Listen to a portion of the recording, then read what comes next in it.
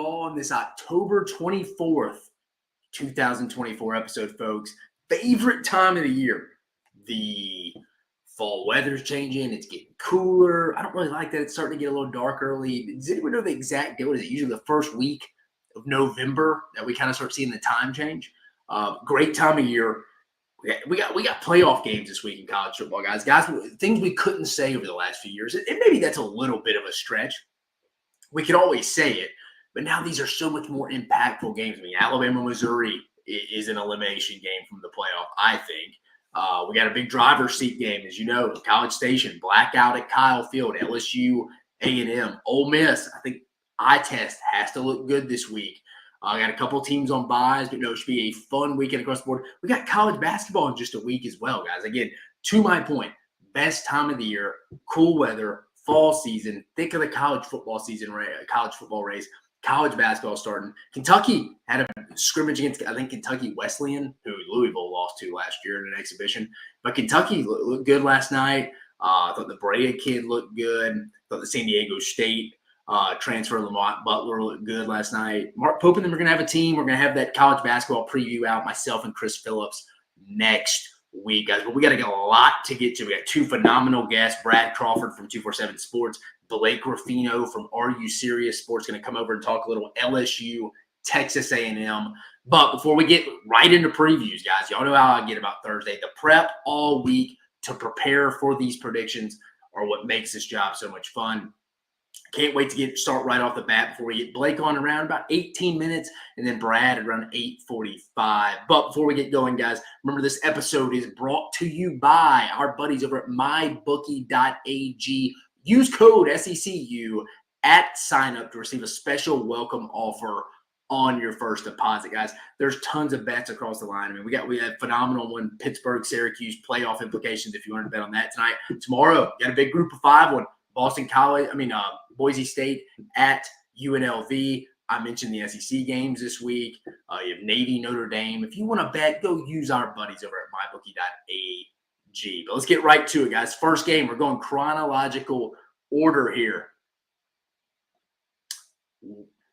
Let's get right to it. Oklahoma at Ole Miss. Noon Eastern on ESPN. Ole Miss currently favored by 20 point total. 48.5. Our boy Ons the Gray, who I already see in the chat, baby. Loyal listener. I appreciate him coming back. Big Sooner guy here. Been a rough season, but he's still coming to the show every Monday and Thursday night. Guys, want to give him a little golf clap there. Right here in the middle, right off the bat. We're starting off with the Sooners and the Rebels. He's probably hoping I'm giving him some good news. We'll see. But both teams need this game in some kind of positive momentum for different reasons. Ole Miss still in playoff contention. They need to be big Georgia fans rolling up to this to get that signature win, but that's a conversation for another day. Georgia doesn't matter if you don't take care of business of Oklahoma this week. But coming off a bye week after the tough loss against LSU that I thought you probably should have won that game. You led the whole way until they walked you off in overtime. Oklahoma, been bad all year offensively. Defense, it's been there. But they made a coaching change on Sunday, firing Seth Luttrell on Sunday. We talked about it on Monday's show. Some of it's not Seth Luttrell's fault. I mean, you've been missing 5 of your top 7 receivers all year. Offensive line's been all over the place. Quarterback to Michael Hawkins and Jackson Arnold, who Jackson Arnold's getting the start this week. Joe John Finley, who I worked with at Texas A&M, he will be calling the plays now, tight ends coach as well. So that's a change there. Oklahoma 4-3, but it feels like we're talking about them at 3-4 or 2-5, if you feel honest.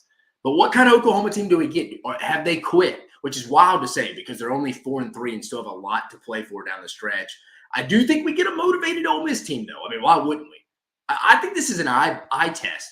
Ole Miss can't just – I would still be real down. I'm a person – I should say this. I'm not down on Ole Miss, but I could see where people would be down if Ole Miss goes and wins this game 24-17 or something. I think it's a game – I don't know if you got to cover because 20 is a lot, but you got to look good against the Oklahoma team. It's really reeling. But I think we do get a motivated Ole Miss team. But what's going to happen, like I mentioned, Ole Miss needs to look good. It can't be a sloppy Kentucky-type game where instead of you lost it, you make a stop on 4th and 8 instead of the 65-yard pass. You get that stop, but still, that's not going to suffice this week to the Ole Miss fans. This is an eyeball test game. You've had 2 weeks to get right up front on the offensive line. Oklahoma has been as good as anyone on defense all year, but what is their mentality right now? I believe Brent Venables will have his defensive unit prepared, but the bigger question is, what is this offense going to look like under Joe John Finley? You can't change an entire offensive scheme in a week. I know you're starting Jackson Arnold now. That's a good decision. But really, what is this offensive line and wide receiver unit going to look like when they take this show on the road? Add in, Ole Miss is a pretty good defensive front this year, defensive unit across the board. I think Ole Miss big. I think they get right this week. I feel like they have to. Again, I'm going to be judging you on how you look. And usually I'm just get the win, move on, especially in today's college football with so much parity with the transfer portal. I think Ole Miss needs to look good this week. Give me Ole Miss 31-10.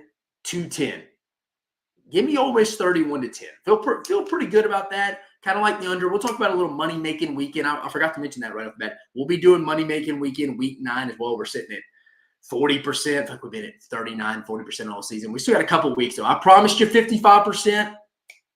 I haven't delivered the last few weeks like I have, but we'll get better on that. But I do kind of like the over in this one at the 48.5, and I like Ole Miss minus 20. It's a little sneak preview in the money-making weekend, but I do think Ole Miss gets the 31-10 win. Our boy Ons, the great Lowell listener, there he is. Hopefully he's seeing something that Seth, wrong one. Rough season, but if it ain't Crimson and Cream, it ain't for Ons. Appreciate the loyalty to the Sooner fan base. Ons, you're modest on the 10. You know they'll go for 2 and a miss. Yeah, I mean, it's tough to predict too much offensive production here with the Sooners. We'll see. But that's it for that one. I think Ole Miss gets the 31-10 win. I feel pretty good about that one. On the other side of the state, Arkansas at Mississippi State. Arkansas currently favored by 6. Point total 57.5, setting the tone for you here. Arkansas better be locked in.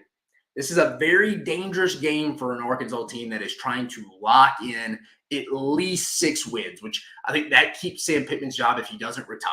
Just throw that out there. You lose this game, though, and 6 is in jeopardy. Mississippi State has looked better every week. Give Jeff Lebby and his staff their flowers. They've kind of honed in. And again, in your first year, I mean, you're not going to get to 4 or 5 wins, I think, this year. I mean, I think your goal is probably to get to 3, win a conference game. This is probably their best chance to go win that conference game. I've liked what Michael Van Buren has done so far. The numbers aren't going to wow you. 53% passer, but he's 6 touchdowns and 2 interceptions as a true freshman. Excuse me. Sorry, one piece of hair fell in my mouth. But I like Michael Van Buren here. I like it. This may be a blessing in disguise across the board. I mentioned it on Monday. You never want to see Blake Shapen get hurt or anything like that. But I think you getting the true freshman in here with a connection from Oklahoma. He's from Baltimore, St. Francis, but he was interested in Oklahoma. That's where the connection with Jeff Lebby was. I think you're kind of like, hey, I'm glad we got to experiment with him on the road at Texas, at Georgia, against a really good defense at Texas A&M last week. We're going to feel better going into the spring where we can throw more of our playbook on him and we can be better heading into 2025. I think it's a blessing in disguise. I like what I've seen from him so far. They've even gotten the run game going, which was awful in the beginning of the season. Devon Booth, Johnny Daniels, not Jack, Johnny Daniels, getting it going on the ground game. They started to play some complimentary football as well. But if there's a conference game that Mississippi State and Jeff Lebby think they can get, it is probably this weekend. Maybe Missouri, depending on the health of Brady Cook down the line. But what is going to happen? Like I mentioned, perfect spot for Mississippi State here. Arkansas coming off an not emotional, LSU controlled that whole game, but a game where the stadium was rocking at Razorback Stadium. Arkansas was coming off a bye after the big win against Tennessee. They thought they had LSU right where they wanted them last week. They didn't. But what Arkansas do we get? Jaquindon Jackson, the running back's out. I think he's one of the better yards after contact backs right there with Rocket Sanders, Le'Veon Moss, that conversation. I trust Bobby Petrino over Mississippi State defensive coordinator Coleman Hutzler, but can Taylon Green just be okay? Can he just be okay? I think that's the question. If he makes some mistakes and Mississippi State's +2 in turnover margin or better, I think that's the recipe for Mississippi State to get their first conference win and second win of the season. On the other side, I think both the Arkansas defense with Travis Williams and Mississippi State's offense with Jeff Lebby, I think they're both going to have some success, make their plays at times. I think that side of the ball will cancel out. I think both of them will make some plays here and there. The question in here is, does Taylon Green just play okay and not have a horrific game that loses this game? I think if he can go into Davis Wade, he doesn't have to play perfect, Doesn't even have to play really well. I just think as long as it's an above average performance, I like Arkansas in this one. I think you do get that, but I do think this is a close game because I don't like where this game is on the schedule for Arkansas. Mississippi State playing with as much confidence as possible right now. I know they haven't won any of these games against Texas, Georgia, or A&M, but since that Florida game, you like the confidence they're playing with. You know they've had this one circled. Jeff Levy's like, hey, guys, we can get this win. They're coming into our house. They may be overlooking us a little bit. They got a game against Ole Miss next week. They just lost to a team they thought they should have beat last week coming off a bye week. They had a big win 2 weeks ago against 3 weeks ago now against Tennessee. Like, they're not looking at us, guys. I tell you, it's going to be a scary game. I think Taylon Green is just good enough. I think it puts me over the edge of Bobby Petrino over Coleman Hustler. Give me Arkansas 34-7. Close one. I mean, that's why Vegas agrees. I mean, that's why the line's 6 right now. Next, again, chronological order, folks. Missouri at Alabama. Alabama currently favored by 17. This line was 13.5 yesterday, but I think the injury report with Brady Cook being doubtful again as of tonight. They released another, remember the SEC now, new rule. Wednesday, Thursday, Friday, they released these injury reports. Brady Cook still doubtful with that high ankle sprain he suffered against Auburn last week. Came back in the fourth quarter, as you know, won the game. Nate Noel, starting running back, also doubtful. Missouri's banged up. There's no sugarcoating. Missouri is definitely banged up heading into this one. The point total, though, is where is it? 51.5 right now. Again, Alabama favored by 17. It opened up at 13.5, setting the tone for you. Both teams have not looked great the last few weeks. Let's call a spade, folks. Bama ain't looked the same since the second half of Georgia, or since the first half of Georgia. Missouri just hasn't really put it all together for one game yet. Boston College, they were all over the place. Vanderbilt, they could have lost in double overtime. At A&M, they got totally embarrassed, shellacked. Auburn, they probably should have lost the game. They were down double digits going into the fourth quarter. It was the second time in Auburn football program history where they lost a game when they were up by double digits going into the fourth quarter. So let that sink in. Now, to be fair to Missouri, again, like they didn't have Brady Cook the whole time. It was a Drew Pine game, the transfer from Notre Dame, who should have been a serviceable backup, but he was pretty bad last week. Missouri, pretty beat up. I mentioned it. Brady Cook, Nate Noel, doubtful on the injury report. Is Jalen Milroe banged up? Some say no. Some say yes. I saw Roman Harper was saying, hell no, he's just playing bad right now. That's fair, too. I thought his front leg against Tennessee, though, he didn't look comfortable in the pocket from a footwork standpoint. It looked like he couldn't straighten that front leg when he was trying to deliver and spray the ball across the field, which he did a horrific job at Knoxville, by the way. Again, one of the worst Alabama quarterback performances I can remember in the past decade. Right up there probably with his fourth quarter performance against Texas last year. But Alabama still has playoff goals and aspirations right in front of them. They win this game, they can get into the bye week before they go. I mean, your season's on the line in Baton Rouge. If you win this week, your season's on the line in Baton Rouge. That's what it'll come down to. You having to go win at Tiger Stadium, most likely at night. That's what it'll come down to. If there's a team that needs the bye week, if there's a player that needs the bye week, it is Alabama and Jalen Milroe. The thing, if you're an Alabama fan, it should get you excited. If you can get through Saturday and beat Missouri at home. The last time Alabama came off a bye week, they played their best half of football we've seen in a very long time, even going back through the Nick Saban era. Maybe they can go back to the drawing board, rally the troops, circle the wagons, whatever you want to call it. I mean, they're certainly capable of beating that LSU. I think it's kind of a coin flip game. But it being at Tiger Stadium, just like how I felt last week against Tennessee, I don't think they're disciplined enough to go win in a hostile environment. That's how Alabama used to go win those games back in the prime. And they didn't beat themselves on the road. And that's what it takes winning on the road in this league. Missouri's still in the playoff race too, folks. I feel like no one's talking about that. They have one loss, the embarrassing loss to A&M. But if they went out, they're probably in. I think Missouri's the only team in the SEC, though, it doesn't get in with 2 losses because the schedule's just so bad. They still got Oklahoma, Arkansas. Who am I missing? Missouri football. There's not a lot of a lot of heavy hitters. They need this game in Tuscaloosa to hang on that resume because Oklahoma at home, that's not going to get you much anywhere. At South Carolina, dangerous game, but I don't know if that gets you a lot of places from a resume standpoint. I'm talking if they have 2 losses here. Mississippi State at Mississippi State, that does nothing for you. And then Arkansas at home, that does nothing for you. So if you finish 10-2 and your 2 losses are an embarrassing loss to A&M, and then you lose to Alabama just in general, let's just say it's a bad loss by double digits, I don't care if you win out. Oklahoma at home, at South Carolina, at Mississippi State, and Arkansas at home is not moving the needle. let's call a spade, folks. If Missouri goes 10-2, they'll probably miss the playoffs. They got to finish 11-1. They still could, but they have to win this weekend. This is a playoff elimination game here, guys. I mean, let it sink in. I just spelled it out for you. It's a playoff game. I think Missouri, again, is the only 10-2 team from the SEC that's going to be left out. But what is going to happen? I thought this game was going to be close. I said it on the prediction with Cole Thompson. I had Alabama 30-28, and we filmed that on Monday. Massive injury report. It came out yesterday from Missouri that they put out last night. They followed it up today. I actually want to check it out. I peeked at it. Nothing really changed. You'll see the Missouri-Alabama injury report. Let's see. Just want to keep it straight for you guys. All right, here it came out an hour ago. For Missouri, Mookie Cooper out, Darius Smith at the end, they've been out. Nate Noel doubtful, Brady Cook doubtful. If it's Drew Pine, the quarterback that started against Auburn last week, the Notre Dame transfer for 10, they're going to have a hard time winning this game. Sidney Williams, safety questionable. Tre'Vez Johnson, safety questionable. Dalen Carnell, safety questionable. Joseph Charleston, questionable.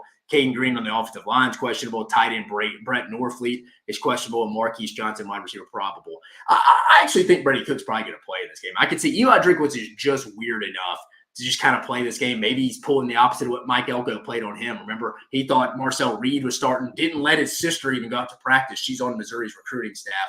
Well, Mike Elko played a chestnut checkers move, played kind of wooden, and we know how that game played out. For Bama, Keon Sabbs out at safety. Caden Jones will be out, and Red Morgan. Yeah, because Bray Hubbard from Ocean Springs, Mississippi, where I'm from, he will be getting the start for Alabama this week due to injuries, really, across the board. Oh, I didn't mean to move to that one. But what's going to happen? Again, I told you, I thought this game was going to be close till I saw the Missouri injury report. Either way, high ankle sprain for Brady Cook, he's not going to be 100%. I think he's going to play, but I think he will need to be close to 100% for them to win this game. I think they have some matchup advantages here with that Alabama secondary that's banged up. I mean, you got Luther Burden, who played a bad game last week, muffed a punt, dropped some passes. Granted, he didn't have a starting quarterback. Got to give him that. I think this could be a Theo Weiss game if they can get him the rock.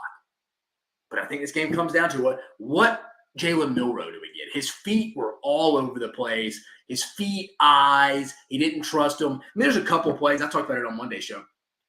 3rd and 2, Jam Miller motions out to the flat. I think you have Jeremy Bernard coming in on a quick crosser. He is literally just staring right at him, both of them wide open. 3rd and 2. And remember, it's a cover 0 blitz. They're bringing 6 from Tennessee and Tim Banks. It's man to man. If you dip it out there to Jay Miller, at the very least, he picks up the first down. If he makes the backer miss, he may score. No, he takes off to the right side trying to look for Ryan Williams for probably his 15th target. He ended up with 18 targets. That's just a lot. If you're throwing to somebody that much, that means you're just trying to play hero ball and just trying to make plays. Again, Julio Jones, Amari Cooper never got 18 targets in one game, folks.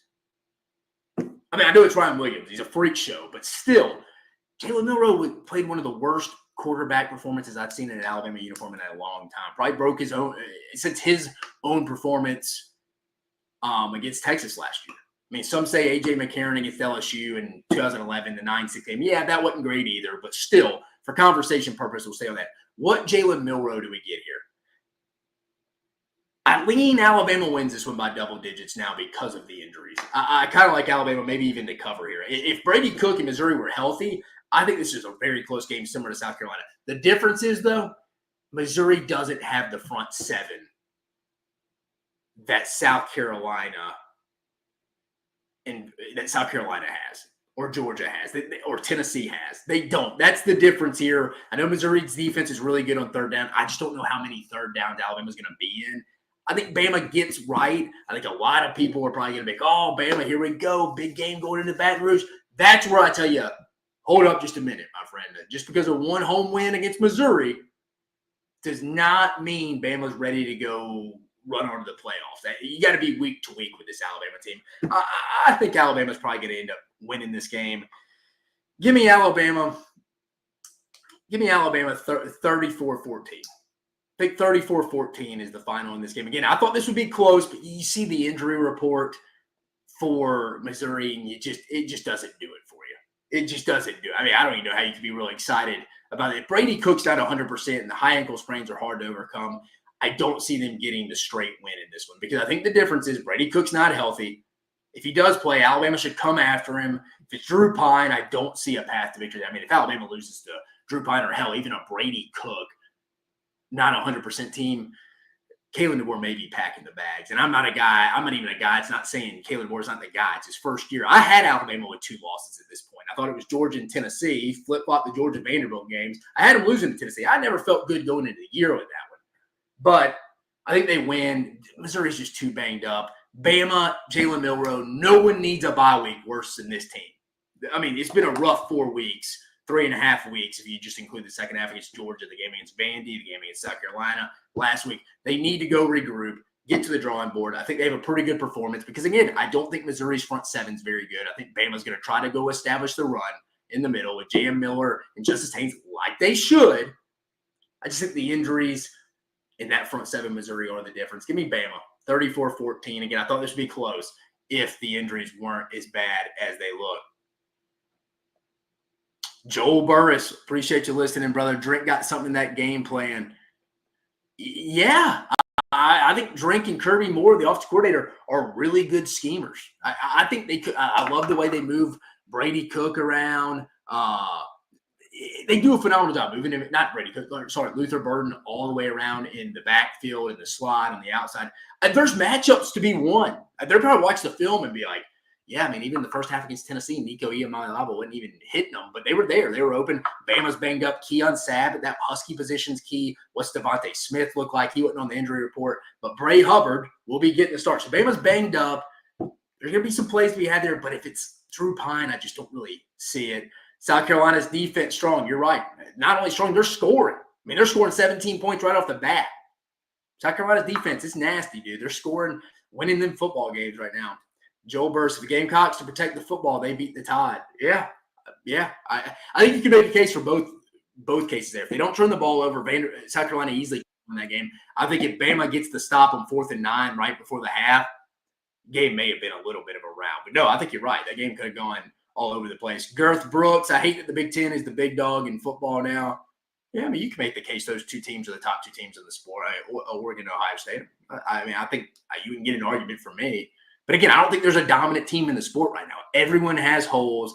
You have a lot of teams that could get got on any given day right now. But let's go to our buddy over from Are You Serious Sports, our guy Blake Ruffino. Blake, you were on the what was it? I think going to IG on the first episode of the season. It was the USC game in Vegas. I'm hoping for your sake the result isn't the same. But hey, short memory from you and the Tiger fans, dude. I picked you on that game against both USCs this year.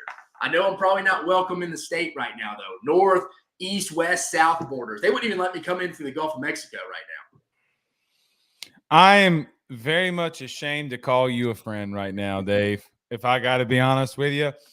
Because it took a lot for you to muster up to even come on the show. Yeah, it really did. Because, listen, man, the insubordination that you have shown the LSU Tigers the last 3 weeks is not falling upon me. You know, Chris, Dave, I was telling Chris that if he picked against the Tigers this week, that he would also be banned. He already said the black unis for A&M were really sick. So, you know, but in all seriousness, I know that all joking and kidding aside, I do think that this LSU fan base feels a little bit doubted about their team. Yeah, and Dave, I think there comes a part where I'm kind of playing into the sarcasm a little bit. Yeah. And I'm using because I know that you know I'm just playing around with you, but I do think that people are like, because they came out of the Ole Miss game, right? Yeah. They beat Ole Miss, and everybody's like, oh man, Ole Miss isn't as good as we thought that they were. They go to Arkansas. Well, they beat the dog snot out of Arkansas, and they're like, oh, Arkansas is not as good as we thought that they were. And then I think that they're just like, so wait, we're moving goalposts now on our team. So I think, Dave, that's what more of the LSU fan base, and I'm just kind of trying to play into the narrative a little bit. No, I think that's fair. Honestly, I was more impressed with the win last week than I was even the Ole Miss game a little bit. Just like from a business perspective, from a standpoint of, hey, Arkansas, I mean, the stars aligned. They had a bye week, could have got rested. The place is rocking. LSU coming off an emotional win. I mean, you know, it's hard to go get up right after that. And Arkansas is that kind of Jekyll and Hyde team. What team are you getting? And I thought LSU came out of the gates. I mean, I know it was a one possession game with like 5-6 minutes left, but it felt like, in the third quarter, but it felt like LSU controlled that game from start to finish for the most part. And it never was really in doubt if you thought Arkansas was actually going to win the game. No, I mean, and Dave, to your point, I think that, it's easy, and you've been in the game, so you know that this is different. I think that addition by subtraction fundamentally, schematically has helped them defensively. And I think you're seeing that with Major Burns because you're not putting Harold out there, right? And so Major Burns being a more sure tackler, I can't say that, tackler, okay, than what Harold has been. It has really promoted this team. But look, you're right, going on the road. I mean, he showed it against Arkansas. Look, Arkansas was the 8th best offense in the country going into that game, Dave. And so then you turn around and that defense blanks them. I mean, they gave up 7 points, right? Like, I mean, the 3 points that they gave up, Dave, they went 13 yards and kicked a field goal. I mean, what are we talking about, So I think that the defense, more than anything, kind of showed out. And look, going into this game, can you be physical against a really good offensive line and A&M? So it's another really good challenge. Now, Dave, I do power rankings, like my own system, just to kind of keep up with it. Like, what do I think about teams? And especially against like spreads and stuff like that. But me and Joe do it on our national show, but we only do top 10, but we keep a top 25. I had Arkansas a top 25 team last week, Dave, to be real with you. Yeah. And so if that's the case, and the way that I view it through a prism is, okay, so you beat a top 10 Ole Miss, you beat our number 24 team in Arkansas, and now you're facing our number 12 team or number 10 team in A&M. So that would be 3 straight games where we have a team that's power rated inside the top 25 that they're going up against. And look, here's the thing that I think was interesting going through all of this. When Brian Kelly got hired, I think people were wondering that, like, when would the quote-unquote Notre Dame of the South take over? Boy, this feels a lot like the discipline that he had there, right? Like, not overlooking opponents, winning games that you're supposed to, and they might just not have been talented in some of the teams that they played at the end. But I think that there's a difference now. I think that this team, for whatever reason, has caught a little bit of fire and confidence, and they feel good about themselves. Dave, if they don't turn the football over, they're a dangerous football team. I'm fully convinced, because I do think that Garrett is making better decisions at the line of scrimmage. I think they're making better decisions in the passing game in some instances. So now you get to go test it again, and then you go into a bye week, and then you have Bama. So there's a lot of momentum riding for the Tigers right now. How long ago does that USC loss seem to you?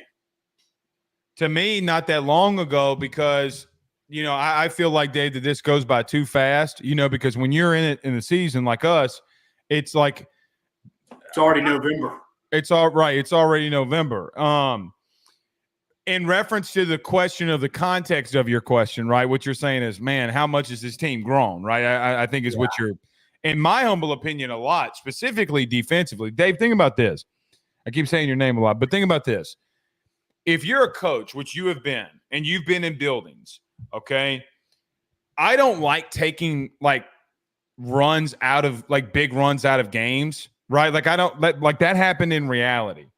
But I think that something that's interesting, we talked about that defensive line not being good, or that front seven probably having struggles this year. It's the best thing that they do is stop the run. And if you do take out those 2 long runs they gave up against South Carolina, Dave, they're number 18, right? Like they've done. This defense is better without Harold Perkins now. Like overall, I was saying it kind of jokingly 4 weeks ago, but when you go back and watch the film, you're like, everybody just looks more comfortable in their role. I think that that's more of a thing than anything. They're not better in the pass rush game, without a doubt. They're not. I mean, because he 1000% he garnered so much attention that Braden Swinson went off, right? Like, I mean, because everybody's sliding the line to him, they're keying in on him, so Braden Swinson goes off. Well, he went up against Ole Miss too, but I think you get my point there. I think that from a run game perspective, yes, but it really wasn't him that was making the busted plays, though. You know what I mean? Like the busted play with Lenore Sellers wasn't on him. The one with Rocket Raheem or Sellers and Sanders. Neither one are on him. I think it just so happens to be a little bit of a coincidence. But look, I think that they're playing fantastic, to be real with you. And I do think that they get to actually play defense instead of putting a square peg in a round hole, if that makes sense. Boy, question for you randomly. This isn't even really an LSU question. I'm just interested because I know you go. I watch you and Joe still. Where does Joe live, by the way? New Jersey. He's in the north. He's across the river, literally across the river from New York. When we went up there for Bleacher Report, he's literally across the river. So I'm going to ask you, you go back and watch all these games as well. Are you how much do you factor in? Because, we start hearing these college football playoff discussions, and I'm bringing this up because I saw Heather Dinich was bringing up, or I think I got her name right, the girl, the woman off ESPN that does the playoff rankings, Heather Dinich, and she was saying something like the committee she was hearing the sources are going to take into the eye test more. She was talking about Alabama if they finish 10-2 making the playoffs, and she's like, if they funny how that works, isn't it? Yeah, like the eye test. She was like, right now they're committing so many penalties that they're like, when you're evaluating and you're ranking teams, you talk about your ranking system here. How much do you bake into your rankings, just like stats, stuff like that? You talk about LSU being top 15 run defense, or are you more of an eye test where you're like, nah, I'm going to go with what my eyes are telling me? Yeah, so basically, I mean, a lot of it's probably eye test, but I do throw in every stat in there, right, for the teams that are in there. And sometimes it takes me a long time because there's a team like BYU that comes out of nowhere, right, and I only do it like a top 25. So by the way, BYU is not even my top 25, but that's neither here nor there. You had UCF favored this week? UCF is favored this week. Yeah. But they're an anomaly. Yeah. But I mean, but anyway, I do look at eye test a lot because we're breaking down so many games and we get to film on so many games. I look at like a team. Why Alabama? Like, what are their two losses that you don't like? What do you know about them? Okay, so Tennessee. They haven't played anybody, Dave, that they wouldn't have already played. This isn't because of realignment. You're going off of eye test because of realignment. Oh, well, conferences are different. What does the eye test tell us about Oregon, Ohio State? No, Alabama is a very highly undisciplined football team. They were like that under Nick.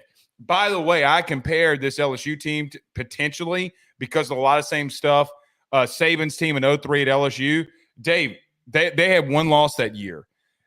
Saban's teams have always been high penalty. Yeah, he's only had two undefeated teams ever, 2020 and 9. Right, but that game against Florida in 2003, they had 12 penalties for 150 yards. I remember that game. That was in Baton Rouge too, wasn't it? Chris Leak. Baton Rouge, Chris Leak, Ron Zook and the boys coming in there. So when I look at a team like Alabama, okay, so how are you going to tell me that they're one of the top 15 teams? That's okay, maybe. But, Dave, they're getting lost in man-to-man coverage. They're not making adjustments on the back end. They can't run the football against more decent opponents. They're not even trying against Georgia. Jalen Milroe, I think, is hurt, but that's neither here nor there. Maybe I'm wrong, okay? No, I agree with you. I think something's there. Something's off. I mean, because he's got 5 turnovers in the last 2 weeks. Yeah. And you're right. I think you can tell something. I think it's his front leg, the way he just can't straighten that front leg when he's trying to go plant it when he was he was awful last week. He was awful last week. But then here's the thing though. Then you asked him to go in there and throw the ball 45 times. Yeah. I gotta be real with you. I would rather if you're gonna make him only sit in the pocket, why aren't you putting in Ty Simpson? And if it's that bad, then I mean, like, he's hurting you. So I think that Bama has talent. When I look at them, I don't think that they play with cohesion at all. They're not a team. No complementary football. Zero. Like, for example, let's turn to Vandy for a minute. Dave, they're running a triple option type of system in so many different ways. Yeah. They got a strong backfield in the pistol. So they're going to read the end, okay, or they're going to pitch it, or Pavia is going to keep it, right? Dave, they have a linebacker and a defensive lineman filling the same gap. Yeah. So then Pavia picks up a third down. But that's That's not on Kane Womack either. You tell me. Did Nick Saban not teach gap integrity? Yeah. I mean, like, so that means to tell me then that you're an undisciplined football team. So if you're just talking about Bama, then yes. But I mean, sure, eye test. I mean, I don't look. Heather Dinich last year had Florida State at 2. Even without Jordan Travis and her, because her sources told her. I mean, come on. I mean, okay. I mean, maybe she's right. I don't know, but I mean, what do you think? I mean, it's a great question. I mean, not really. Really, wasn't even asking about Alabama, but I'm with you. Like, I think this is what I think happens now. I previewed the Bama game right before you got on. I thought before the whole injury report for Missouri came out with Brady Cook, Nate Noel being out, I predicted 30-28 out. I thought it was going to be very similar to South Carolina. I think the only difference is in this game a little bit is Missouri's front seven, I don't think is near as good as South Carolina's or Tennessee. So I think Bama could establish some kind of run game. I just didn't trust Milroe. I mean, if Brady Cook isn't 100% or they have to play Drew Pine, I don't see them winning this game. And I think if Bama were to win big and look good this week, the unfortunate part is I think people would hype up in the bye week, kind of like, all right, maybe they got themselves back. And I don't think there's another team in the country that needs the bye week or another player that needs the bye week like Jalen Milroe. I just think in a neutral field, maybe they could beat LSU. I just don't think this team's disciplined enough to go win in Baton Rouge. I just don't. The penalties, I just don't think they can put together a full game, which is what it will take to go win there. I mean, hell, this game at LSU's offense this week. So I picked A&M this week. Didn't mean I didn't even got to that preview yet. So people listening, I ruined that for you. But I don't see Bama going to win in Baton Rouge in 2 weeks. But I think if Bama were to look good this week, if Jalen Milroe were to look good, I could see a lot of the media kind of make, maybe they flipped it on. Maybe that's all they need. I'm like, I don't know. I thought if Missouri was healthy, I think this game would be really close. Well, and I think that they're saying the eye test. So to your bigger point, the eye test so they can put specific teams from specific conferences in, right? I mean, because Pitt right now. I mean, for anyone rewatching, we're live during the Pitt game. I mean, Pitt's going to be 7-0. They're up 31-0 on Syracuse, right? They're the number 19 team in the country.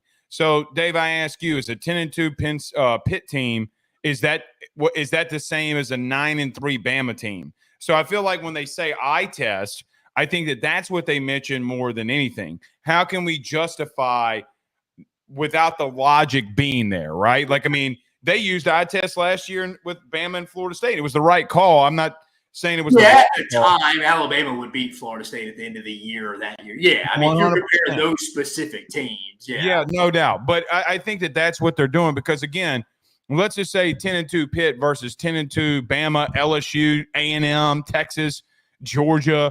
I mean, Ole Miss. I mean, is it comparable? Is it the same? No, it's not the same. You know what I mean? Like, yeah, you can't say any of this is the same in the SEC this year. All right, switching over to the matchup you've been prepping for all week. I've been prepping along with some other SEC games as well. I know you do too. You and Joe's show, Ruffino and Joe, y'all get on there and preview more than just LSU games, obviously. But what are the matchups you're looking forward to in this matchup on Saturday night? Like, what are you on both sides of the football for both teams? What are you looking forward to? What are some advantages you think LSU has?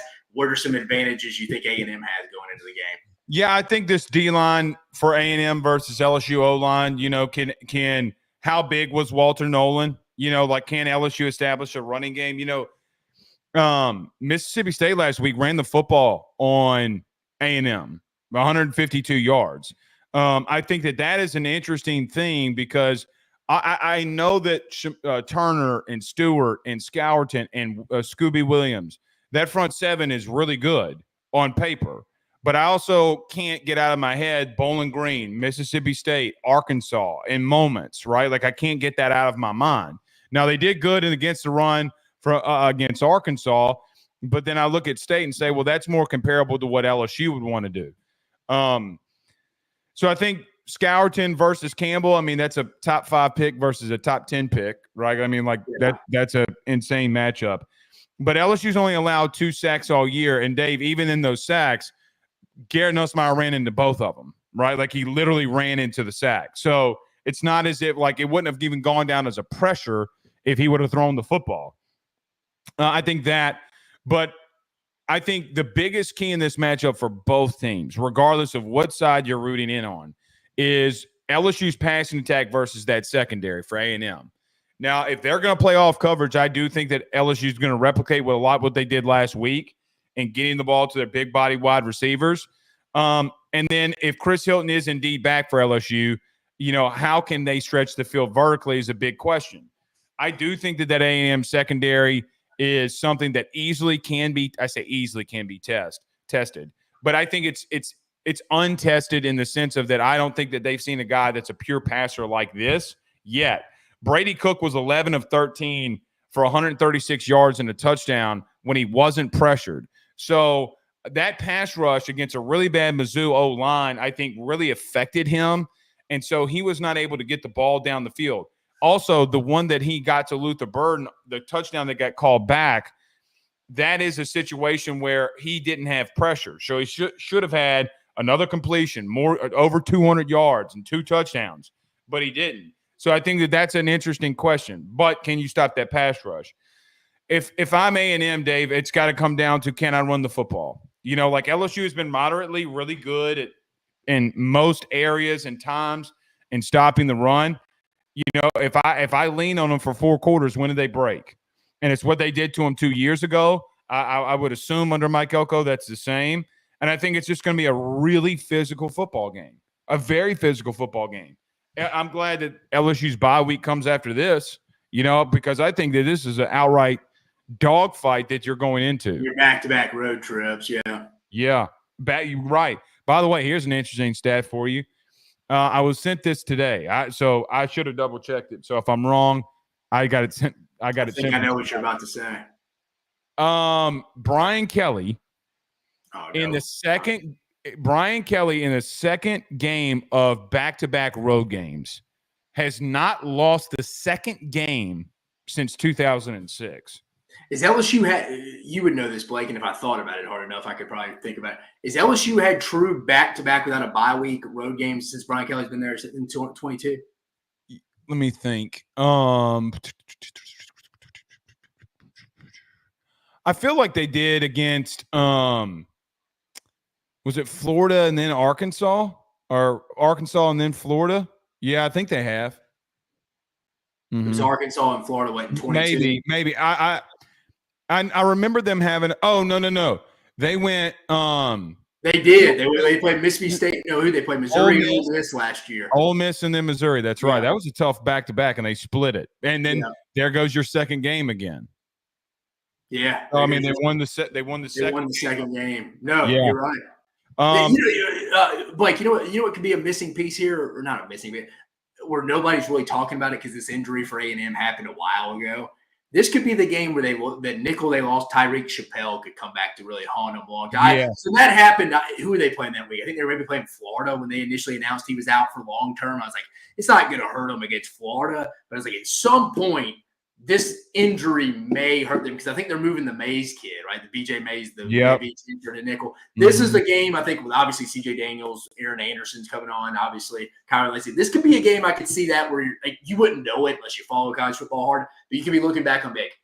Geez, if they had Chappelle in this game, this is where they could really need him covering. Because I love LSU's big 3 guys right now. And then how do you think this kid? I see Brian Kelly keep factoring him in each, and he had I think he had a target again. Is it a 2-point conversion against Ole Miss? The kid. Yeah, and listen, Dave, they're putting their big bodies inside in the slot in certain situations, and it's giving everybody problems. Yeah. So I mean, Kyron's caught a lot from there. CJ Daniels. Trey'Dez Green. I mean, dude, this kid's 6'8". Like, he's going to be playing basketball at the end of the football season, right? Like, I mean, he's going to join Matt McMahon in them. Yeah, he's joining Matt McMahon in them. And Matt said in a press conference 2 weeks ago that, we'll work him back in. But we did, like, he went to a practice, I think, 2 weeks ago, and in their scrimmage, he was 5 of 8 from the field at like 13 points. Like, I mean, dude was like, he literally like left football practice, went over there in practice, went 5 of 8 from the field, and had 13 points. And I know LSU's had football and baseball players. They had a football and basketball player? Never. They should have done Shaq's big ass. Could you imagine Shaq playing left tackle? Oh, my God. Should have got Brandon Bass or Big Baby out there. Yeah, I want to see. Maybe Spears would be the last one. Spears was Spears was on the basketball team. Yeah, Spears was a two-way guy, but then he played football and they moved him and he got too fat and he was like, screw this. But yeah, I mean, to your point, they've been putting a lot of their big body wide receivers in there and they've been physical. And Dave, here's the thing too, man. We don't talk about wide receivers blocking a lot, but putting that big freak Trey'Dez Green in the slot, I mean, he's taking like slot corners and physically abusing them. I mean, he's a tight end with the speed of a wide receiver. I mean, he's an athletic mismatch. I mean, he hasn't been great at the end line of scrimmage, right? But he's serviceable enough. So, I mean, dude, LSU's got options. They just got to limit turnovers, man. They got to limit. Garrett's got to eliminate and start eliminating big mistakes, Dave, like that, like no, without a doubt. Because when he's eliminating, Dave, when he's just eliminating boneheaded mistakes, Arkansas happens, right? Like the second half against UCLA happens. The fourth quarter against Ole Miss happens, right? The first three quarters of that game, he was arguably the worst that he had ever been. He comes in the fourth quarter and he's what? I think 10 of 15. I mean, in that fourth quarter down the stretch, I mean, dude went off. I mean, like he was fantastic in that fourth quarter. But I mean, that's the big thing too. So to your point, I do think that could be a level of concern, but that's why I mentioned earlier. I don't know if their wide receiver like this. I think LSU is going to come out and test that secondary early because they play a lot of off coverage. And if you play off coverage, let Des Ricks, who's 177 pounds, come up and tackle Kyron Lacey for 4 straight quarters. Like, please do that. You know, I mean, Dave, this game, we try to make this game so non-simple. Like, run the double move or do the whack. Throw the hitch route for 9 yards and see what happens. If that's what try to change it. Yeah. So, I mean, yeah, I think that's a matchup. What does scare me for LSU is just how physical that O-line can be. But Chase Basantis is out too. I saw that. I mean, the physicality of this game is what is like. If I think A&M wins, I think it's because they just purely out physical LSU. Shit, you talking about LSU having a good bye week next week? I mean, A&M's got to go take the trip to Columbia next week, which is a dangerous ass game. But again, guys, Blake Ruffino joining us go give him the follow at Blake J Ruffino and at AYS Sports. 2 more questions for our guy Blake here. Again, appreciate it. By the way, very rudely interrupting you. South Carolina's got the best defensive line in the country. Yeah, very disruptive. They can come at you from numerous spots. You're right, from top to bottom, the edges to the inside. You're right, like some teams got the edge, they don't have the interior. Some teams got the interior, not the edge. You're right, from top to bottom. I mean, they're the best, dude. They're the best D line in the country. I'm telling. By the way, they got a defensive tackle named Tonka. I mean, you can't have a name like Tonka and we not say that you have the best defense. Dude, they're so good in the front on their D line, man. Sorry, give us a score prediction. What do you think happens this weekend at Kyle Field on Saturday night? I said 27-24 LSU. I do think it's close. I do think it's a dogfight. I think LSU's defense continues to get better. I just, I just think it's going to be close. I think it's going to ruminate. Hopefully, it's going to be. I just think it's going to be close, but hopefully Garrett limits the mistakes. I do, Dave, for what it's worth. I feel more confident about this game than Ole Miss for whatever weird reason. But I do see they give you a lot of concerns. How does Connor Wigman play? But 27-24 LSU is where I went. All right, last question before we get you out of here. Give me a bold prediction, surprise. It doesn't have to be an SEC game this week. It can, or it can be at a conference as well. It doesn't even have to be LSU A&M related. Just give me Blake Ruffino's bold prediction, surprise. It kind of may catch some people off guard. Okay. I'm going to say this one just to piss off Joe. Navy's in a 1-score game with Notre Dame with 8 minutes left to go in the game. It's a very precise, exact prediction there. I like that, though. Because I want it to happen. In reality, I'm trying to think. I'd have to think on that. Yeah, I'd have to think on that. That's a good one. I mean, that's a good one right there, Blake. Yeah, Vandy in a close game. Any chance you think State can pull the upset off this week against Arkansas?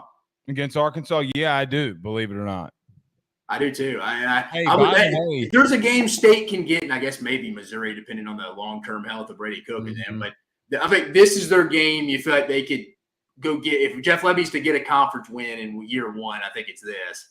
dude, and they play they're fun to watch. Yeah, they are. They got a ton better since that Florida game. Once they kind of, I was saying it in the preview before. Probably the biggest blessing in disguise for him this first year. You never wish a kid to get hurt or anything, but Blake Shapen, so you could go get the freshman Michael Van Buren in, get him action at Texas, at Georgia against a good A&M defense. You can roll into spring ball next year and throw a lot more at him, so you're not starting over. He's almost damn near a returning starter. Well, sorry to stay here, but did you see the throw that he made against A&M last week? That's what I'm saying. I think he's legit. I mean, I liked him in high school when he's from St. Francis in Baltimore. He's a good player. He's been. I hate to say this for any Mississippi State fans being there. I don't think if Jeff Lebby goes to Mississippi State, Michael Van Buren is at Mississippi State. Right I agree with that. But see, what's interesting too about Mississippi State, Dave? They got. I mean, you saw the report that came out? They were given $8 million by one donor for their NIL collective. Yeah, gotta keep him. You talk about going from zero to hero. I mean, they got to do it, man. They've been, dude. I mean, they got to. I mean, they took. I mean, I love their offensive staff. By the way, Cody Kennedy's on that offensive line. You got Lebby. I mean, I love their offensive staff. To be real with you. No, I agree. Well, Blake, I appreciate you joining us, man. Hey, I hope for your sake, LSU gets the dub. Last time you were on the show, they took the loss, so I hope it works out.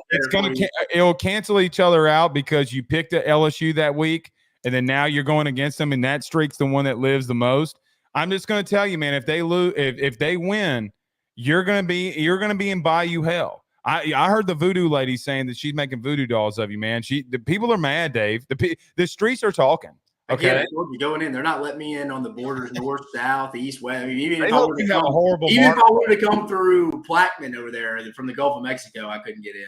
Yeah, they hope that you have a horrible Mardi Gras season. That's how mad they are at you. Choke on the baby and the cake. That's what choke on the baby and the king cake, baby. So, well, Blake, I appreciate you following us, guys. Go give him the follow at Blake J Ruffino, and then Are You Serious Sports at AYS Sports. Blake, appreciate you joining us, and go Tigers, brother. See you, buddy. Y'all have a good one.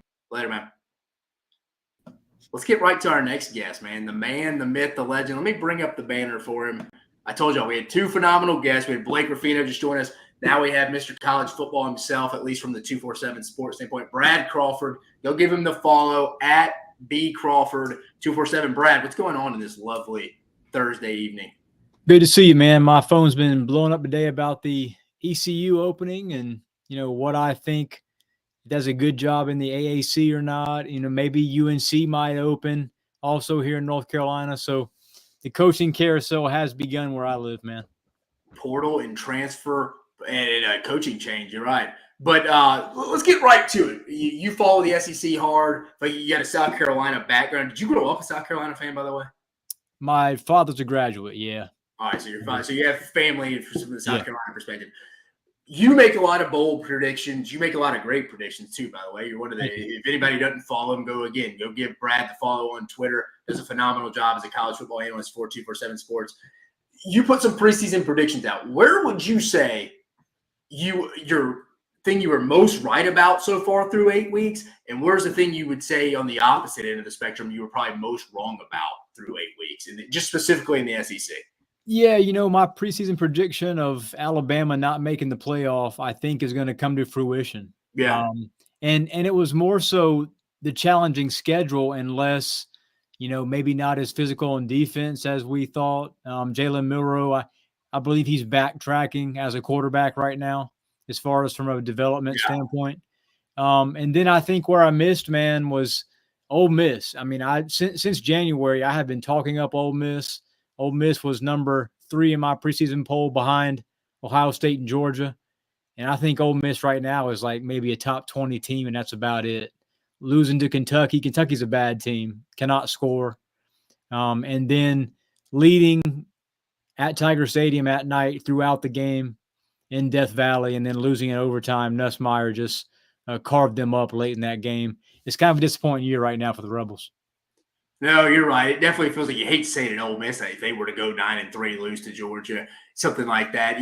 You would hate to say a 9-3 season at Ole Miss is disappointing, but when you've invested as much money as you had in that roster and the hype and the schedule, I mean, you mentioned it too, Brad. The schedule was very beneficial. I mean, essentially, if you finish 9-3 with the loss to Georgia, it's almost like, dude, if you just would have the Kentucky game, you'll look back on, and the LSU game, I think you'll look back on and be like, if we just win one, we're in the college football playoffs. Brad, you brought up a good point here, and I love something you tweeted the other day. I think it was Clint Brewster brought it up, the question. I thought your response was very interesting, and I want to hear your reaction to it. And then the question was from Clint Brewster, another 247 sports analyst. If the football season ended today, should Quinn Ewers and Jalen Milroe leave to the NFL or come back for another year? Your response was, you said Quinn Ewers to the NFL, Jalen Milroe transfers. I actually lean towards you with that. I do think Quinn Ewers will go to the draft. Jalen Milroe transfers. What makes you so confident you think Milroe's transferring? And I lean towards, I agree with you too, by the way. Yeah, to be honest, I think NIL is only going to go up for big-time quarterbacks from here. You know, we saw Cam Ward estimated making 1.2 or so at Miami. He's the highest paid guy right now. I think in NIL, from the portal perspective at least, I think Milroe could make similar figures next year. I don't see him as a first-round pick in April. Maybe that changes if he, turns it on the final 5 games or so of the season. But I think the possibility of him jumping in the portal and then just getting offers from, Michigan needs a quarterback. That's all of a sudden a top 15 team if they get Jalen Milroe. Florida State's going to need a quarterback. Miami's going to need a quarterback. Cam Ward's probably a top 5 pick. So Milroe's going to have options. And if I'm representing Jalen right now, I'm probably leaning toward another year of college football, find a scheme and OC that works well for me. Because right now, I just don't know if he is the right fit for what Kalen DeBoer likes to do. I hate to say this. I think Ty Simpson might be, the quarterback of the future at Bama, but he's spent so many years on the bench, man. He hasn't played any meaningful snaps yet. So we don't really know, who Ty Simpson is. To your point, Brad, like you said, if Ty Simpson were to make the start this week, you're not saying, hey, I expect him to go out there and just blow it out of the water. Like you mentioned, he doesn't have the live game reps where the bullets are flying at him. But I'm with you. I think his floor is higher than Jalen's. I mean, it's usually Jalen's ceiling, I think, is through the roof. If he can tweak a few things. Again, his eyes and feet have just been all over the place since the second half of the Georgia game. But I do think his floor is very low. I mean, we saw it. I mean, he played probably one of the worst quarterback games I can remember from an Alabama quarterback probably in the last 10 years. I mean, it may be up there with his own performance last year against Texas and maybe an A.J. McCarron performance in the first 2011 game against LSU. So, I mean, since then, there hadn't been that bad of a quarterback. Right? I know South Carolina's defensive staff. Yeah, the Gamecocks defensive staff was sort of licking their chops going to Tuscaloosa. And, you don't say that much going to play Alabama on the road, but they knew that if they could pressure Jalen Milroe, or at least get one guy in his face in pass situations, they could have success. And, he had a couple picks in that game. No, yeah, right. He reverts back to some really bad habits, I think. And he may be a little banged up right now, but obviously it's not enough to sit him out of the game right now. But, Brad, moving on to the rest of the conference here. I feel like we have, tell me if I'm wrong, you may disagree. We probably have 7 teams in the league, probably still as we speak on October 24th at about 10 p.m. Eastern.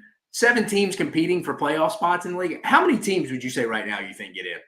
Yeah, my projection in August was 4 from the SEC, 3 from the Big Ten. Those were the 2 leagues I thought would get 7 out of the 12. I think right now I might be reversing that. 3 in the SEC, 4 in the Big Ten. One of those teams, man, that a lot of national analysts have in the playoff right now that I don't is Tennessee. I'm not convinced not only will they not win that game in Athens, there's a couple more potential upset bids on Tennessee's schedule left. Nico's not playing well enough right now to warrant playoff billing, I think. That said, the Alabama game was an elimination game, I think, for Tennessee. They won that game. Kudos to Josh Heupel. And if they do go 10-2 and they're one of 3 SEC teams, in that 10-win threshold, they're going to get in. But right now, Georgia, Texas, and A&M are my 3 teams from the SEC in the playoff. Of course, that changes if LSU goes on the road and beats the Aggies at Kyle Field. Well, you got what? Wouldn't you say you got a playoff elimination game this week between Bama and Missouri? I don't think a 10-2 Missouri fits in. Because I mean, you say you lost to Bama and then you got blown out by A&M. I mean, I was looking at their schedule earlier, and I just had to remember what order it was in. But you got what? Oklahoma, Mississippi State, and Arkansas. It's like, as you know, at South Carolina, which I don't even know if it's a game you even win. But just say you did win it. I don't really think any of those games move the needle for you in the playoffs. I mean, your best win would be at South Carolina, and depending on how Carolina finishes, I still don't know if – I mean, at that point, say they went 10-2, Brad, and they went out, but their losses are to Bama and they lost A&M. Let's just say both of them were by double digits with the injury. Do you disagree? I don't think they get in at 10-2. And, one of the elephants in the room is Brady Cook's health.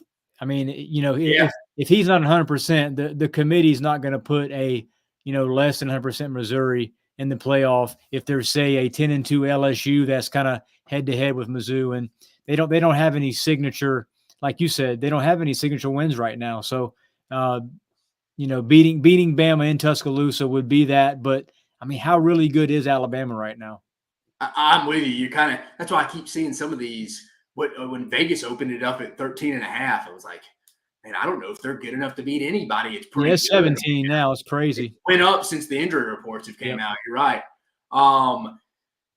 You talk about this a lot too, and this is interesting. I don't really dive into this for whatever reason. I don't know. Ever since I've gotten older, the Heisman race is I've just gotten a little more disinterested in it. Again, I keep up with it, but I don't go diving deep like I did when I was a kid. But I do want to ask your opinion on this. Who do you think's the SEC's best chance to go have another Heisman Trophy winner after Jaden Daniels got it next year? You think it's his teammate Garrett Nussmeier? Probably so. Especially if he has a big nowhere potentially if they go win out. 300-yard game, 3 touchdowns, on the road. Plus, they play Bama here in about 3 weeks too.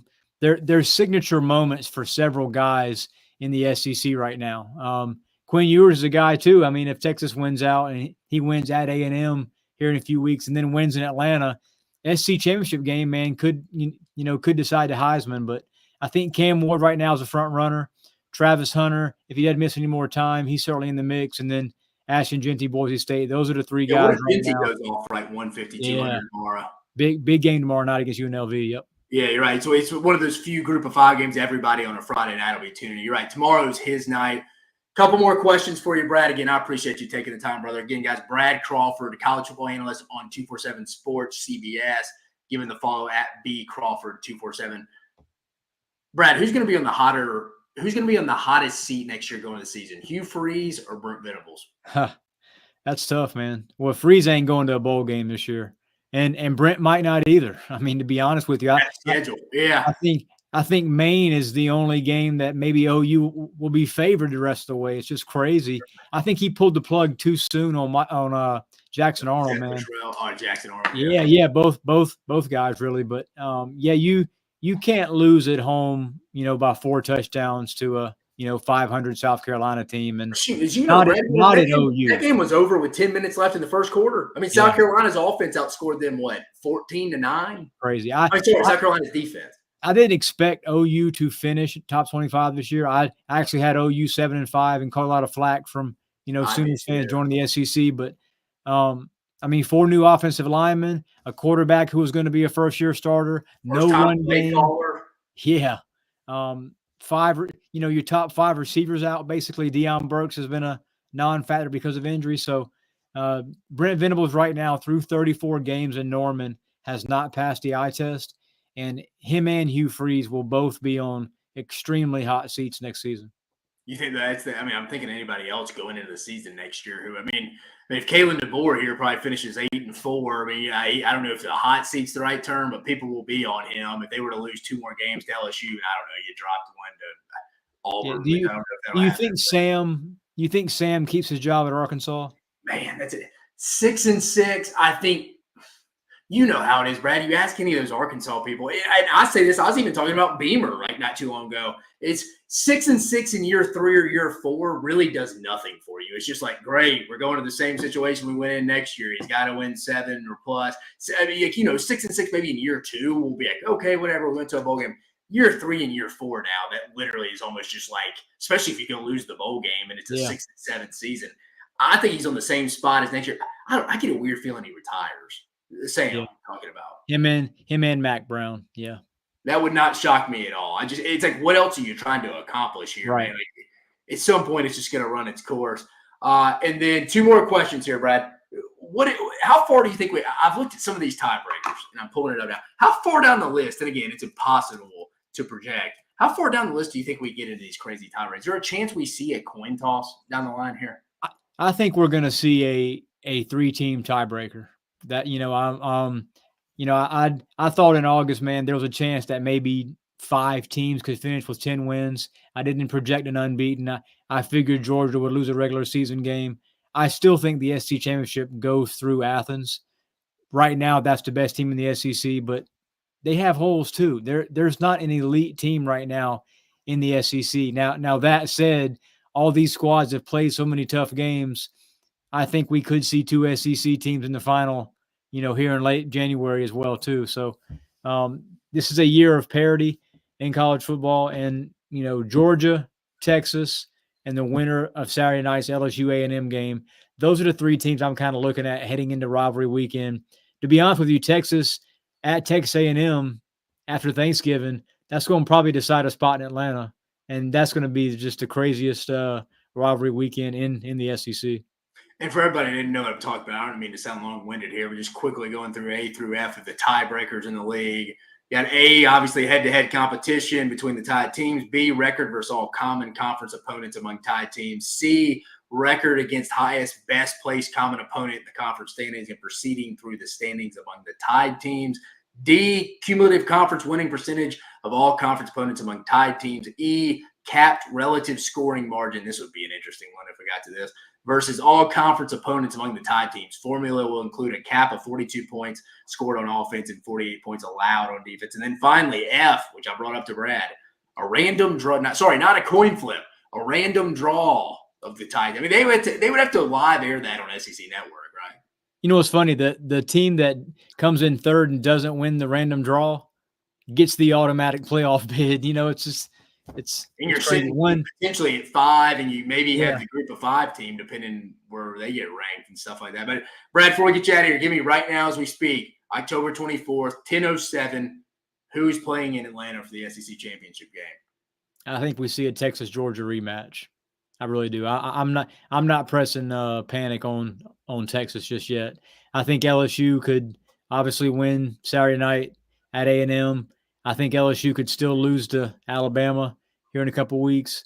I mean, there's still some, hot ticket games in November in the SEC that are going to decide this thing, man. But Georgia, I'm pretty confident in picking to make it to Atlanta. That second team, it could be any one of 3 or 4 squads.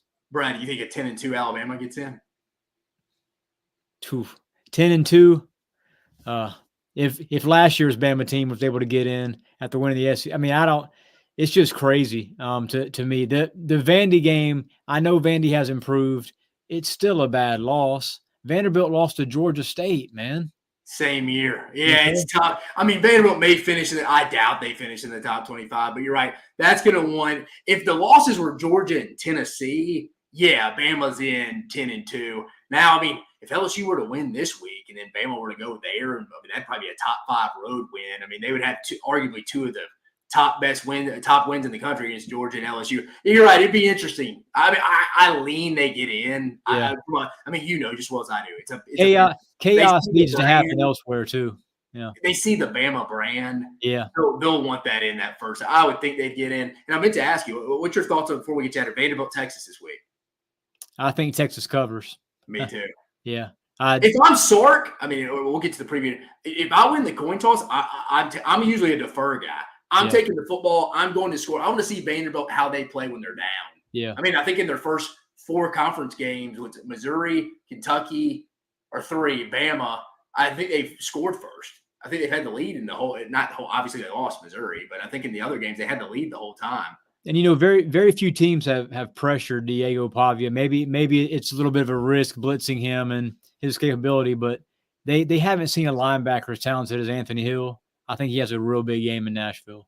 Yeah, Texas's speed's different. You're used to seeing that with Alabama. You didn't see that. I think this one I'm with you. I think Texas covers as well. But, Brad, man, I know you've had a busy night. I appreciate you taking the time with us, man. No problem, Everybody, man. Again, college football analyst, 247 Sports, CBS. Brad Crawford, give him the follow at B Crawford 247. Brad, we'll have you on again, man. It's always a pleasure talking to you. Dave, good to see you, man. Have a good weekend. Be good, brother. Again, Brad Crawford, Blake Ruffino, back-to-back. I like bringing people on. As you notice, Dave's starting to bring a new guest on every week. I like the dialogue back and forth. People may like it just being me. I like the dialogue. I feel like it gives a different vantage viewpoint for you guys. But we still got 3 more games to cover. And then we're going to talk a little making money weekend, and we'll get you over. I mean, I know we're 10 minutes over, but hey, it's Thursday night. We got college football in the wrap. I saw Pitt's beating the holy crap out of Syracuse. So why wouldn't you come join us here as we preview what we got? We just got off Bama, Missouri. All right, let's go to the next one. We just talked about it. Texas at Vanderbilt. Texas currently favored by 18.5. Brad likes the Longhorns to cover. He said it. Point total, 51.5. Kick, 4:15 p.m. Eastern on the SEC Network. Setting the tone. Can Vanderbilt get another top 5 win at home? It's no longer a number 1 opportunity. Obviously, Texas lost to Georgia last week, but they didn't drop far, just a number 5. So it's still a potential top 5 win for Vanderbilt. Biggest game in program history because of what they did against Alabama a couple weeks ago. Struggled last week against Ball State, but I'm going to give them a get-out-of-jail-free card. Again, I mean, it was a tough spot. You played 2 good games, emotional games against Bama and Kentucky back-to-back weeks. I know Ball State isn't a good MAC team. You were tied going to the 4th, but that was to be expected with the look ahead against Texas. But Vanderbilt, very confident team right now. Clark Lee's bunch plays the most, I think, complimentary version of football in the league. The offense makes the defense better. I don't think the defense is really that good, but the way they possess the football are so good on third down, and Diego Pavia is just a perfect clone to run that offense. He's been in it with Tim Beck going back to their New Mexico State games.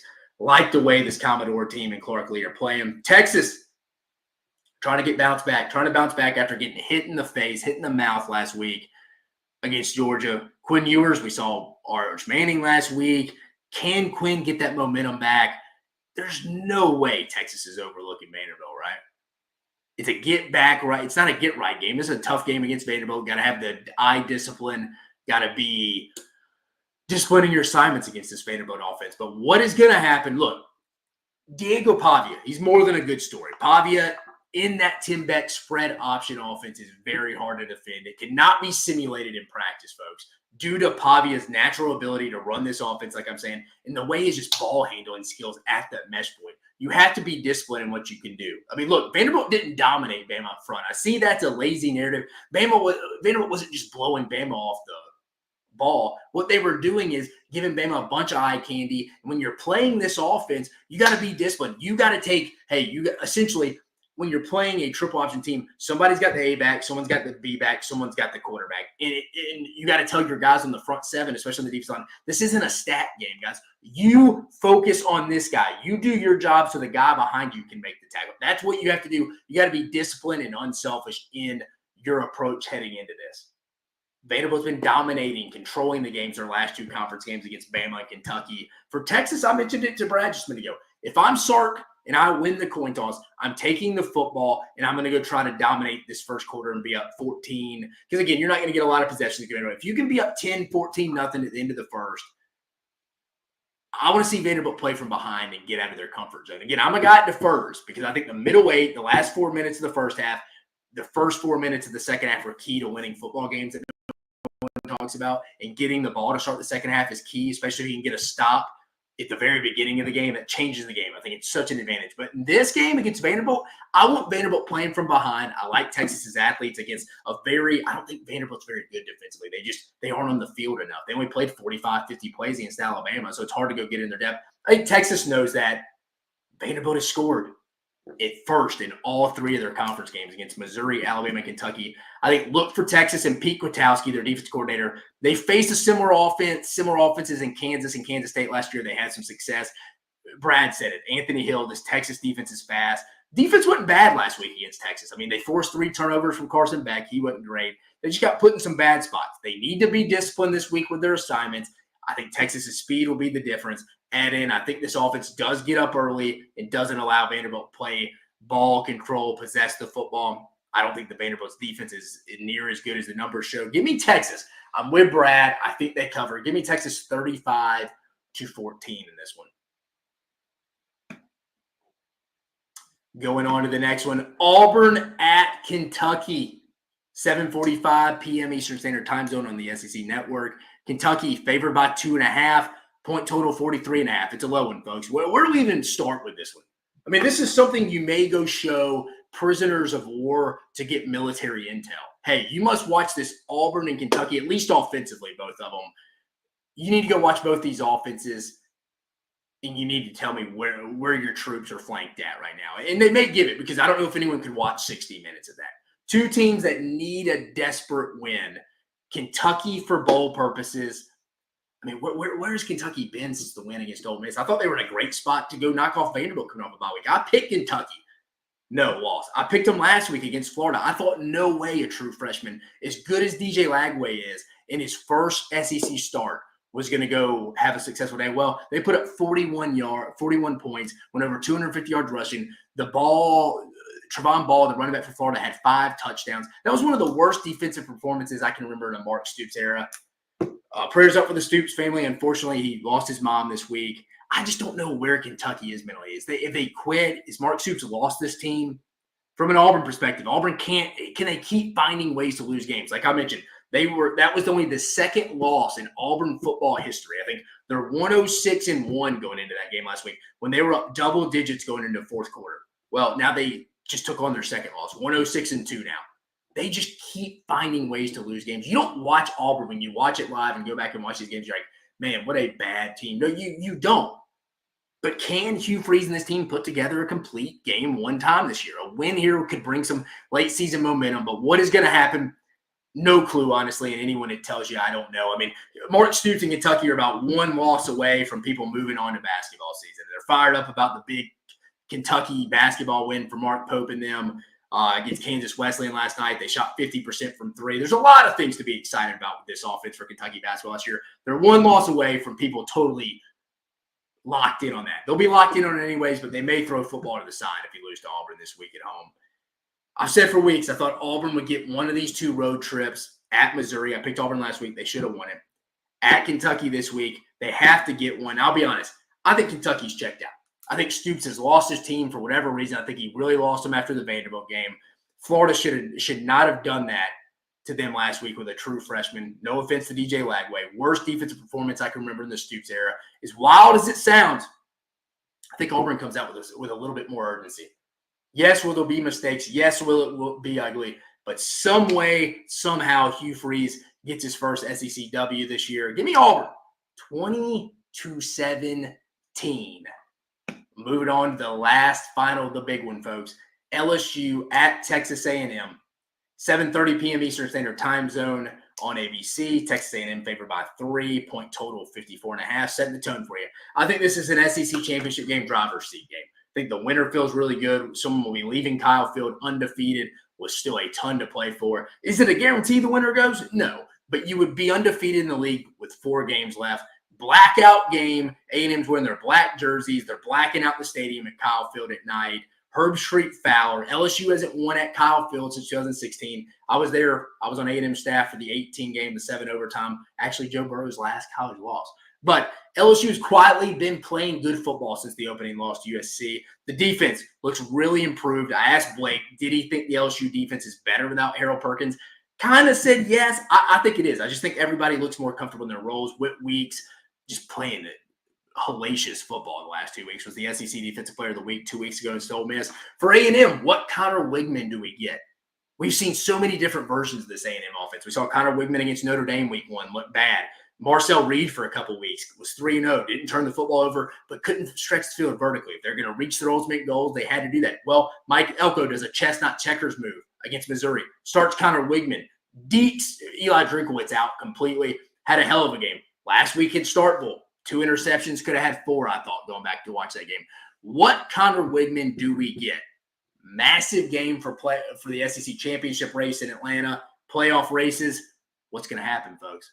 Look, sometimes it's just a team's night. I think LSU had the advantage 2 weeks ago against Ole Miss at home. I thought Ole Miss outplayed them. I thought Ole Miss was the better team. But you know what? LSU won the game. Ole Miss led throughout until LSU walked them off in overtime. I get that same feeling Saturday night in College Station that Kyle Field is going to will this team to victory. Can LSU keep surviving these games where they give up some explosive plays, but they aren't overly explosive themselves? Now, Blake made a good point.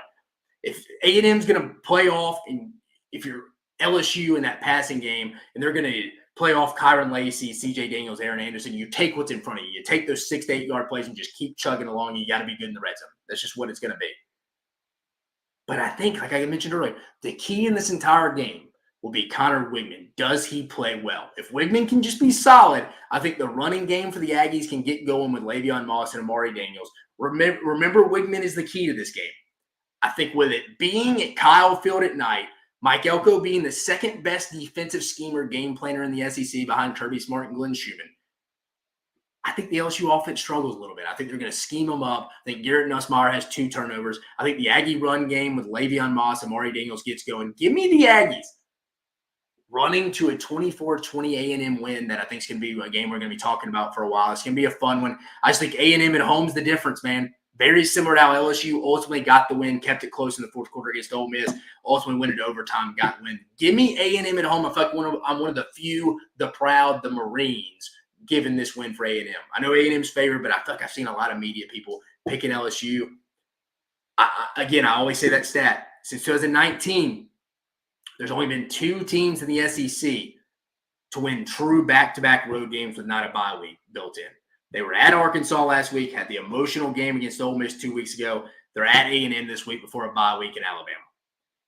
Those 2 teams in 2019 were LSU, 21 Georgia. 2020, Alabama did it, but it was not a full stadium, so I'm not counting it. So the last 2 teams to win true back-to-back road games in this league, back-to-back weeks, a national champion 2019 LSU team, a national champion 2021 Georgia team. That's what LSU would join. They would join that party with a win in College Station this week. I don't think they get it done. Give me A&M, 24-20. Yeah, guys, be sure to like, subscribe, hit the notification bell. Again, guys, this episode is brought to you by our guys over there at Prize Picks, folks. They do, or no, not Prize Picks, sorry, it's betonline.ag today. We mix in Prize Picks as well, but betonline.ag tonight. Again, we're about to get into money-making weekend. No better time to advertise our guys. This episode brought to mybookie.ag. Use code SECU at sign-up to receive a special welcome offer on your first deposit. Let's get to it, guys. We're sitting at 40%. We've been at 38%. I promised you 55% for the season. We still got plenty of time. We still got through the playoffs, through the championship game on January 19th, the national championship game.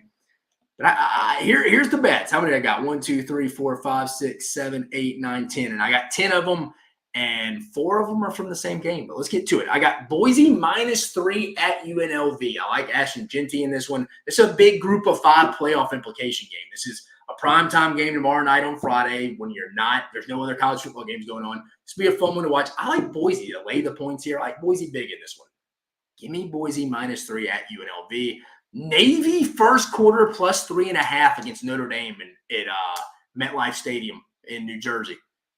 I like Navy in the first quarter here +3.5. Stay with me on this one. My other one, Notre Dame -12.5 against Navy for the game. I like Navy to be in this in the first quarter. They can just go score, get up 7-0, 3-0. I like my chances in this one. But I think Notre Dame ultimately covers. I like Al Golden. I like this defense. It's not like Notre Dame doesn't see triple option ever. They see it every year. I like Notre Dame to ultimately get the cover 12.5. So that's my 2. I got another game I got 2 in.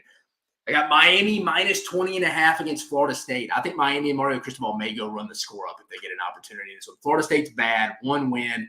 Miami's fighting for a playoff race. They're 7-0, trying to go win the ACC. I like Miami big at home, 20.5. Virginia Tech -10 at home against Georgia Tech. Haynes Kingless, Georgia Tech. I think Brett Pry and the boys need this win. I think they cover the -10 without Haynes King. Georgia Tech screwed me last week against Notre Dame. They announced late Haynes King was not going to play. I took him +14. Screwed me on that one. So I'm going against Tech this week. Give me Virginia Tech -10. Here's the game I got 2 bets in. Ole Miss, Oklahoma under 49, and give me Ole Miss -20. That's what I'm going to say on that one. Give me Ole Miss under 49.